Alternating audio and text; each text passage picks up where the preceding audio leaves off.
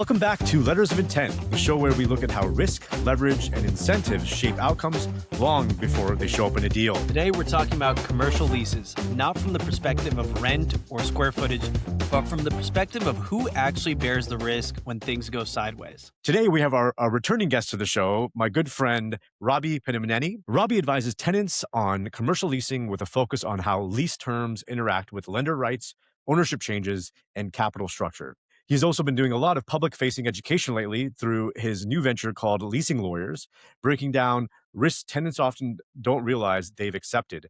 It's a fantastic social media account. I would say follow it right now. So if you're looking to find it right now, you can just go to @theleasinglawyers_ on Instagram and find it. He's produced some great content that is really fun to watch. You're leveraging AI and a lot of fun tools to make it exciting and interesting, and also learn a little bit about leases at the same time. Robby, welcome back to the show, man. Thank you, Pankaj. Thank you for having me. Sahil, always great to be back on your podcast. Love what you guys have done here. I have to say, I am a follower of the Leasing Lawyers account, and I love the way you blend expertise and humor. There's a video where you've got two friends walking. I think it was a meme post. Two friends are walking and there's a guy dancing, and it's like a high-risk lease, and the client is abandoning his attorney to go dance with this person and then kicks a drink in the attorney's face. I thought that was so funny and so accurate. I want to just kick this off just by asking, how often do you feel like that happens, that you're trying to protect your clients from themselves? Well, first things first, and I learned this from Pankaj years ago. I got to give credit when credit's due. So I have a great guy, Chaudry, who's been helping me kind of convey my stories and my message into kind of fun ways. So he's the brainchild behind that video. But I think as attorneys, Sahil, like we can all appreciate when we have a client, particularly now with AI and ChatGPT out there, that doesn't want to take our advice, that thinks they kind of already know what's going on, thinks that they have the experience and they don't see the landmines in the way, and they want to kind of carve out their own path. So I think as attorneys, we've all dealt with that kind of client. But I think with leases, there's a lot higher risk, right? Like people tend to focus on the mundane. They think that as lawyers, we come in and focus on what is the rent number, and you don't need to pay a lawyer to negotiate what the rent number is. Hey. But there's so many other things that go into a lease well beyond rent that can have a higher impact that I think people often miss. And so that's what we're trying to get at with the Leasing Lawyers. We're trying to really get into what the documents are talking about, really helping the clients understand that these are more like credit documents or credit instruments where you need to understand like what you're getting into, similar to how if you were to get into a loan, what would those terms look like? And so That that's is how we're such a approaching good this. point. I Yeah. have never thought of a lease as a credit instrument, but you're so right. It's a continuing obligation, and it comes with covenants just like a loan does. That's a very interesting way of looking at it. And it is complicated. I thought there was a very interesting video I saw that you shared, which was very useful. It was about HVAC, and you gave your audience a very simple task, which was just search for HVAC and look for these provisions. And I thought that was very perceptive in terms of you're not forcing your audience or your clients to become attorneys, but you're giving them a practical approach to look at things that they wouldn't look at. Usually, like you're saying, people are looking at the price of the lease and that's it. No one's looking at the other obligations. You're breaking it down in a simple way. So I want to give you a scenario and see kind of how you approach this. A tenant signs a long-term lease, invests heavily in tenant improvement, and then learns years later that the landlord is in mortgage default. After foreclosure, the lease itself is suddenly vulnerable. Is this a situation that you see often? And why does this kind of situation surprise so many tenants? Yeah, Sahil, great question. So we do see this a lot, and particularly like we see it in years when there's a big debt maturity wall happening. And so 2026, as you know, and we've talked about this at length, is one of those years where a lot of commercial debt is coming due. And what happens is, unless you have something called an SNDA, it's a subordination, non-disturbance, and a torment agreement in place, and we can talk a little bit more about what that means later, but we'll just say SNDA. Unless you have one of those in place, if your landlord defaults on their loan, then the lender will come in and take over the asset, and then they can just kick you out as the tenant. And so any tenant improvements that you put into the premises, any goodwill that you've built in the location and kind of the premises, and whatever, if you have a retail store, location, all those things, they just go away. They go right out the window and you have no protection. And so that is a risk that tenants do face when they're not thinking about sort of these outside the box, outside the four corners of the lease agreement issues. and they need to diligence those to have that protection. Yeah, and actually, Robbie, and one thing we look at a lot too is like we've done a decent amount of commercial leasing too. Like you and I actually have worked on a couple of really big leases here in LA in the past. What do tenants miss, or what don't they think about when they're first discussing like a commercial lease or trying to get into commercial lease here in LA? Or what are some often like some oversights they may just not even think about? Yeah, I mean, I think a lot, like we talked about HVAC, right? Like HVAC is arguably one of the most expensive components to any property, right? And anyone who's bought a home or a condo is very well aware Yeah. of the risks that an HVAC can carry, but who has to maintain that? Who has to replace that? Has it been maintained over the years, or are you stepping into a lease where the landlord says now you're liable for replacement, but this thing has been in disrepair for many, many years, and so you're kind of coming in at the end of the useful life, and then you're stuck with a 5-figure bill or 6-figure bill, depending on the premises, replacing and maintaining an HVAC. So I think some of those maintenance obligations, some of the infrastructure obligations, I think tenants really need to pay attention to.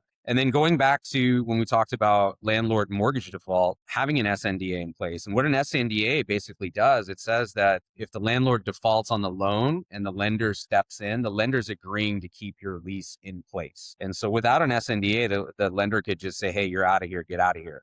But if you have the SNDA in place, that means you're saying that your lease is subordinate to the lender's mortgage, which is what they want to their loan. And then the lender's saying conversely back to you, I'm going to make sure I'm not going to kick you out. And then the attornment part of it is basically saying if the lender does step in, that you're just going to pay them rent directly now. And so it sort of clears what would be otherwise muddy waters of what happens when that landlord defaults. And that's why, what we advise a lot of tenants now when you're doing diligence on a place, like understand like what does the landlord's balance sheet look like? What are their loan obligations? What is their financial health? Like what other exposure do they have going on? And that can kind of help you underwrite, what your risk is of being in that default scenario. Yeah, and actually, that's a great point you make. And I think we see a lot of issues come up with like CAM and CAM calculations as well. HVAC is one of the big ones. I think that a lot of people don't just kind of glaze over, tenants glaze over if they don't have a lawyer involved or a competent lawyer involved. But I was going to ask, are there some make or break terms you can think of that you've actually advised clients to just walk away from the lease, saying, hey, you know what? This is just too much risk you're taking on. Maybe you don't want to do this deal. I think there's a lot of times, like, let's talk about tenant improvements, right? Like a lot of times people think the landlord's being generous. They're not being generous, right? It's effectively like a loan that the landlord's underwriting to you that you have to pay back, often with some premium or some interest over the life of the lease, right? And so you better be sure your business is going to last, right? Like if you owe X hundreds of thousands of dollars in TI improvements that are amortized over a certain time period and your business doesn't last that long, landlord might come after you for that kind of money, right? And so so you got to really start thinking about these things again as a credit document, as a loan document, because ultimately you're going to have to pay it back in some form or another with usually some form of interest. So I think tenant improvements is one. Personal guarantees. I think a lot of commercial leases, as you know, require personal guarantees, but sometimes the terms can be very onerous and in off market. And so I think those are ones that tenants really need to be careful of. And I think just globally, and I think you and I have experienced this. I know we worked on some big leases in some of the big buildings in downtown LA early on. And a lot of people come to me and you and us, and they say, oh, well, this is just boilerplate. This is just boilerplate. And I hate that term. Because I think the brokers have been very good about instilling this like mantra of boilerplate so that they can close the deal and get their commission. And this isn't a knock on brokers. They serve a very but you make a good point. They're not your friend. They're not on your side, right? They're incentivized to get the deal done. And I don't feel like that's said enough. I mean, and again, I'm not knocking them, but that is where they're coming from. So you need to go in eyes wide open, right? Like, eyes wide open. It bothers me all the time. It's eyes wide open, and it's not just about getting the deal done. And I think that's where and that's why I think like what makes us like good deal lawyers is like, look, there's some lawyers where they just always woke up on the wrong side of the bed. They want to poo-poo every deal. They want to stop everything. They want to be the smartest person in the room. I think that's the bad kind of counsel, right? So I think like the lawyer has to find the balance between, yes, we need to get this deal done. Like this is what the client wants. Like we need to have the view of like, we're going to help you get this done. But then the other side of that is that this isn't boilerplate. It doesn't have to be boilerplate. We got to pick and choose our battles. We don't need to nitpick every single thing, but there are going to be some major things that we have to to work on and to modify. And so yeah, this whole boilerplate mantra is something that I think is super challenging to deal with sometimes, particularly in the lease context, right? Like a lot of times with other contracts, I think clients are used to, or they acknowledge that there's some negotiation room. For some reason, with leases in particular, people seem to think that they don't have any Yeah. leverage or opportunity to negotiate, which is just false. Yeah. Yeah, and actually So just one other point on that is just like really when the boilerplate is like a euphemism oftentimes for like just don't ask about it or like whatever, like they're trying to yeah, essentially gaslight you, which is Yeah. I see a lot. It was like they got like it's market, another term Yeah. that they use, it's Yeah. market, or this is Yeah. standard. Like whenever you hear those terms, your concern should go up. Like the red yeah, flag should be going up in your head. The light should be going on saying, hold on, let's pay attention to this because oftentimes they're trying to cover up something that they don't want to discuss. And I think in counsel, like you, Robbie, us like we'll say, okay, hold on here. Let's ask about this. Why? Why is this market? Why is this boilerplate? What makes this boilerplate? Because oftentimes you can point to examples where it's not. Yeah, I think that's exactly right. And like some of the, kind of going back to Sahil's question on like some of the red flags, like we talked about sort of the tenant allowances. I think assignment and change of control. Like I had a client who has been trying to sell her business forever. And the assignment provision said that the landlord had sole discretion to approve it. And he just never approved it. Like he basically he squashed like 5 or 6 opportunities over a 9-year period to sell her business. Finally, at the 11th hour, he agreed to something, but it was at like a 10th of the value of like what her first offer was. And then he asked for money on the back end to approve the consent. And so she Wow. wasn't able to monetize her business at all. Wow. Right? She lost huge value because of an assignment or change of control provision. Another area that I see a lot of issues is on the use provisions, permitted use. A lot of people forget that that's another boilerplate, but it's really not. Like if you have a very narrow permitted use, then if you need to down the line in your lease, you have a 10-year lease and you're like, hey, we need to offer this business now, or we need to kind of change to, with the times or economic times, you may not be able to change the use of what you're using that premises for if you have a very narrowly drafted permitted use section. And that also goes to subleasing, right? If you need at some point to get rid of part of your premises and cover, whatever your monthly expense is, like, do you have the opportunity to sublet? And if the answer is yes, does the sublessee have the right to do whatever they need to do there under the permitted use provisions? And so all of these things tend to tie into each other. I, Absolutely. I have a question. You talked about that business case where the tenant had a relationship with the landlord in terms of even the ability to sell their business. So sometimes we do see deals where somebody's business is tied into the landlord through some kind of commission agreement or a percentage of sales. How often do you see that? And do you ever advise against those kinds of deals, or are you in favor of them? What makes that work where someone maybe has a retail shop and they're splitting profits with a landlord? When do you see that situation Yeah, happen, I and mean, I do you think ever recommend it? think I've seen it a little less and less like over the years. You do see it. I think a couple of the flags are like, is this a highly regulated industry? Because a lot of times you can't do a revenue share in a highly regulated industry. And so I think a lot of landlords and tenants sometimes forget about that, like sharing in the profits or revenue of something where you need a specific license to Like operate healthcare that kind of or like business, right? law. Yeah. Yeah. And so I think there's some issues there. From a landlord's perspective, it's like, why would I want to have to rely on auditing these people every month? And are they Mm. sending me the right numbers? And is this calculation right? Like it gets pretty onerous. So I'm not a huge fan. I mean, we do see them, but I think again, there's more than what you see on the surface. And you really need to underwrite like from both the landlord or the tenant perspective, like what are you getting into here? How can we really calculate or audit this? Is this a highly regulated business? There's a lot of factors that go into it. So we talked a little bit about the red flags for tenants. Are there certain, not to say that there are, we were talking about boilerplate and how you can't treat things just as market. You got to look at what it's really going to cost you. But are there certain unavoidable costs for tenants? Is there a way that the responsibilities have been divided that are going to be very difficult to push away from the tenants these days? Yeah, look, I think post COVID, we've seen it even in our own city here in Los Angeles, right? Like you look at Wilshire, you look at Melrose, you look at all these like iconic places where they're just empty, right? There's for rent signs, and the commercial leasing space has suffered significantly, and I think we're seeing some of it come back. But I think with that, tenants are getting a little bit more leverage. I think there's a little bit more negotiating leverage. I think landlords are willing to kind of come to the table and kind of bend on what would otherwise be quote unquote boilerplate years ago. And so I do think commercial tenants do have a little bit more leverage. Obviously it depends on the geography, but kind of in this post-COVID world right now, I think that market is still making a recovery.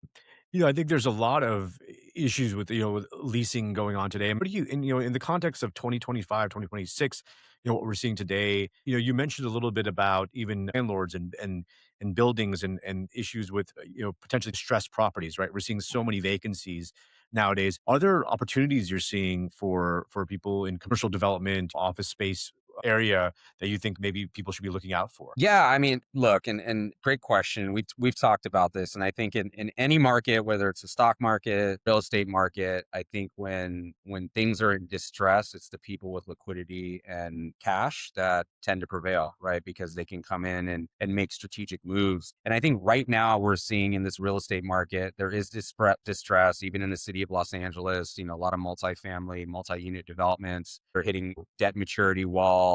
Things are taking longer, things are more expensive. So I think what we're seeing is a lot of strategic investors that are coming in and buying mezzanine debt. And mezzanine debt is a layer of debt that sits between equity and mortgage debt. And basically the way it works is you're not secured by a mortgage on the property. You're secured by a pledge of 100% of the equity interest in the entity that owns the property. And the advantage of that, and that's what mezzanine debt is. Advantage of that is when you want to foreclose, you don't need to go through a 12 to 18-month judicial foreclosure process. Mezzanine lender can use the UCC Article 9, and they can do a foreclosure in 60 to 90 days. So it's much less protracted, it's much more straightforward, and it's less costly than a traditional judicial foreclosure. And then within the mezzanine capital stack, there's the intercreditor agreement, and that governs the relationship between the different layers of debt on the property.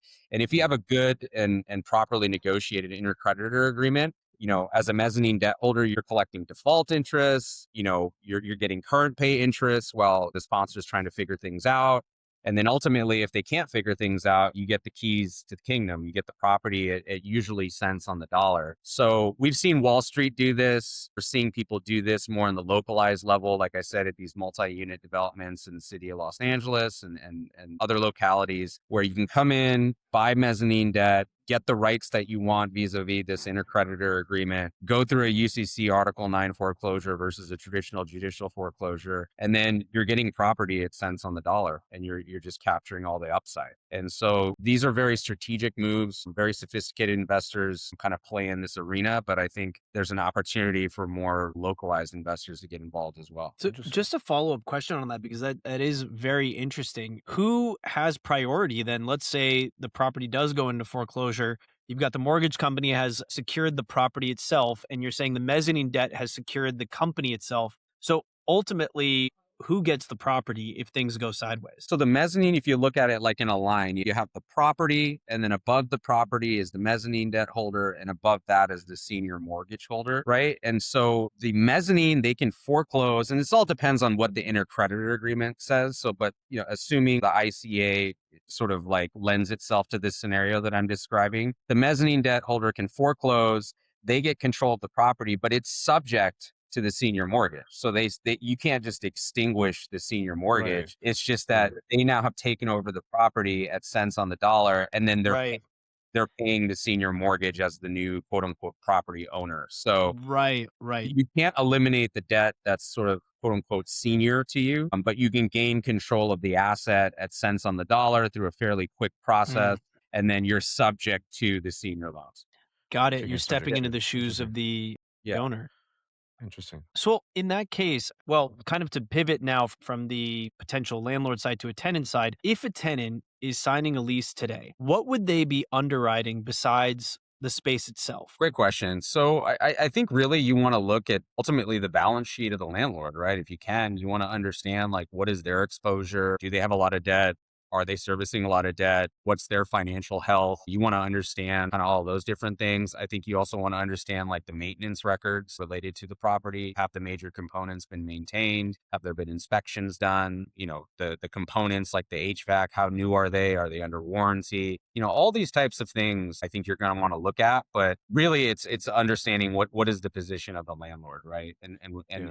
if they're going to foreclose, or if they're in a situation where they're servicing a lot of debt, that's going to affect like the amount of the tenant allowance that you're getting and the terms of that. That's going to affect the personal guarantees that they're requiring. Usually there's going to be more onerous personal guarantees if the landlord's under a lot of pressure. And then as we talked about earlier, I think having an SNDA in place and being eyes wide open with that is going to be really important. Yeah, Robbie, I mean, I love that you said this because this is so important and I think a little bit counterintuitive because oftentimes people, if you're looking to rent a space, it's landlords asking the tenant for a bunch Yeah. of information, right? Yeah. They're asking the tenant to be, Yeah. show us all the financials, show us that you're credit worthy, show us that you're not Yeah. going to default. But really, the sophisticated people out there should be asking the landlord the same question, right? It's like Yeah. you guys are getting into a relationship, right? You're not just one side's asking the other party for something. Both sides should be asking people for things. And you're right. And I think, oftentimes things I mention off the bat is even at the LOI stage is like, I mean, speaking of letters of intent, where they really need to be asking for 3 years of CAM, right? They need to Yeah. be asking for like, history and historical data, like you're saying. Historical. Yeah. It's Yeah, all historical. this. What has it Yeah. been? What are you stepping into? Those types of things. Like, and then kind of going back to highly regulated industries, like, we've represented a couple cannabis clients over the Yeah. year, and cannabis manufacturing and production uses a lot of power and water. And Yeah. so they have these Absolutely. huge outstanding LEDWP bills that haven't been paid for years. And then a new tenant wants to step in and they want to do something at that property. And now maybe LEDW saying, well, we're not going to do anything with you because, Yeah. there's this huge bill that's like in arrears. And so, Right. there's a lot of different nuances that come up depending on what the industry is, but you are entirely correct that I think diligence has to go both ways. It's no longer this phase of this beauty contest of the tenant trying to impress the landlord. I think the landlord also has to impress the tenant. Absolutely. Absolutely. Now that should be something we need to bookmark and use Yeah. for our social, Yeah, kind of like t-shirts. Yeah. Honestly, that's the main takeaway for me from this conversation is you're absolutely right. I've always thought about the landlord evaluating the tenant, and there are so many things that can go wrong if the tenant doesn't evaluate the landlord. This is really, really helpful advice to anyone who is looking to get into that kind of a relationship. This concept, I think, Robbie, that you've introduced, this idea that the lease is a credit instrument, that is really powerful. And I think that feels like a mindset shift that tenants need to adopt before heading into their next lease. If you had to advise a tenant before going into a negotiation, what is the single biggest mindset shift you think tenants need to make before getting into the next lease? I think really it's like getting away from the hyper focus on rent. Obviously that matters, but you got to start thinking optionality, right? What if I need a different use over the years? What if I need less space? Like, do I have any contraction rights in the lease? What if I want to sell my business? What if I want to sublease part of it? What if I want to assign part of it? Really, it's looking at what are my options like in this 5, 10, 15, 20-year marriage that I'm going to enter into here. Not just being hyper focused on like what is the rent over the, in month X and what is the escalation from year to year. Like obviously those terms are important, but again, you don't need to be a lawyer to know those terms. Like you can go and see what that number is and you can Yeah. run your numbers to see whether it makes financial sense. But it's the optionality where I see people really miss the boat. Yeah, absolutely. That's fantastic. That's super, super valuable advice. And then lastly, before we end, I wanted to talk a little bit more about your foray now into social media as being an influencer of the leasing world, probably Yes, one of the only leasing lawyer influencers Yeah. out there. that's right. Tell us a little bit more about like why you feel this public education is so important and how you've approached kind of getting this message out there. It's really because, and it kind of touches on what we mentioned earlier, is like traditionally, I think people look at leases as like a pretty one-dimensional document, hyper-focused on like rent and square footage, boilerplate, right, as we talked about. And the more and more I've represented stakeholders throughout the lease process, like these documents are very, very interesting. As we noted, they're like credit documents, and they really kind of describe and lay out what is your business going to look like over 1, 5, 10, 15 years, and what are my options, right? And so I think like for me, I've just been fascinated on how the lease really does govern what a business optionality and ultimately exit can look like. For example, like let's say I have a dental practice and I want to sell to private equity. I've seen a lot of those deals get devalued because the lease didn't have proper change of control or assignment provisions. Or for example, the dentist also owned the real estate, but chose not to have an arm's length lease between the real estate entity and the operating entity. And private equity will discount that on evaluation, right? So these documents can get very complicated, and there's a lot of nuanced implications that come from them. And so I've always been fascinated by that. And again, we touched on the whole mezzanine debt and that whole situation there. And while that's more related to property ownership, that's again very interesting to me how in a distressed situation, someone can be a strategic investor and get involved in real estate. Usually people don't think about that. They just think about buying something for X and selling it for X plus Y, but they're not really thinking about getting in the middle of the capital stack and foreclosing and timing and economics and default interest and all those things. So whether it's real estate acquisitions and disposition or whether it's commercial leasing, there's so much underneath the first dimension of these documents. And that's what I find really fascinating. Awesome. Awesome. Yeah, this has been great. I taking notes here too. So I think this has been a fantastic conversation. Robby, you're always a wealth of information in real estate and leases, and also you have a lot of operational experience in different industries like cannabis and other areas. So I think you have a lot of really great insights that I think a lot of